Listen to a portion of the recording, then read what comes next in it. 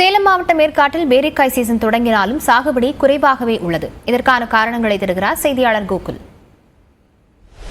சேலம் மாவட்டம் ஏற்காட்டில் காப்பி, மிளகு, பலாப்பழம், பேரிக்காய் உள்ளிட்ட பல்வேறு பல வகைகள், ஆரஞ்சு போன்ற பல வகைகளும் இங்கே அதிக அளவில் விளைகிறது. தற்பொழுது பேரிக்காய் சீசன் துவங்கி இருக்கிறது. ஆண்டுதோறும் ஜூன், ஜூலை, ஆகஸ்ட் மாதங்களில் இந்த பேரிக்காய் விளைவது வழக்கம்.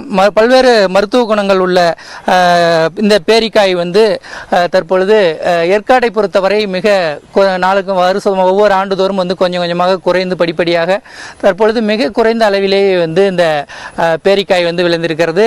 ஏற்காட்டின் பல்வேறு பகுதிகளில் விளைவிக்கப்பட்டு வந்த இந்த பேரிக்காய் தற்பொழுது ஏற்காட்டில் இருக்கக்கூடிய மஞ்சக்குட்டை என்ற கிராமத்தில் மட்டும் குறைவான அளவில் இந்த பேரிக்காய் தற்பொழுது காய்க்க தொடங்கி இருக்கிறது. மிக காலதாமதமாகவே இந்த பேரிக்காய் சீசன் இங்கே துவங்கி இருக்கிறது. அதே போல இந்த விவசாயம் ஏன் குறைந்திருக்கிறதுங்கிறது குறித்து இங்கே இருக்கக்கூடிய விவசாயிகிட்ட பேசுவோம்.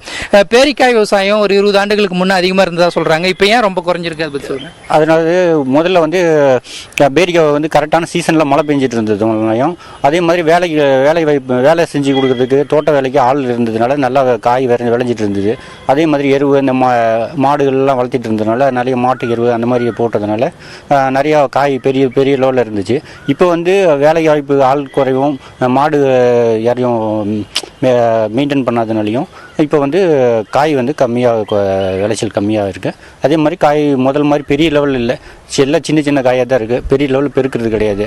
அதனால அந்த வருமானம் கம்மியானதுனால அந்த பேரி விவசாயத்தை விட்டுட்டு எல்லாருமே காப்பி, மிளகு அந்த மாதிரி பணப்பயிரை தேடி போயிட்டாங்க. அதனால் விவசாயம் அந்த பேரி விவசாயம் கைவிட்டுட்டாங்கன்னு வச்சுங்களேன். இங்கே விவசாயி பேசுனதை கேட்டால் மிக குறிப்பாக இங்கே வேறு காப்பி, மிளகு உள்ளிட்ட விவசாயத்துக்கு மாறிட்டதுனாலையும், அதே போல் இந்த பருவநிலை மாற்றத்தின் காரணமாக பேரிக்காயோடைய அந்த சைஸ் ரொம்ப சின்னதாக மாறி இருக்கிறதுனாலையும், அதே போல் வனவிலங்குகள் உள்ளிட்ட பல்வேறு குரங்கு, காட்டெருமை போன்றவற்றால் சேதம் ஏற்படுவதனாலையும் விவசாயிகள் தற்பொழுது இந்த பேரிக்காய் விவசாயத்தை அதிக நாட்டம் செலுத்தாமல் மற்ற விவசாயங்கள் ஈடுபட்டு வரதா தெரிவிக்கிறாங்க. இதனால் இந்த பேரிக்காய் விவசாயமானது ஒரு அழிவை நோக்கி சென்று கொண்டிருக்கிறது.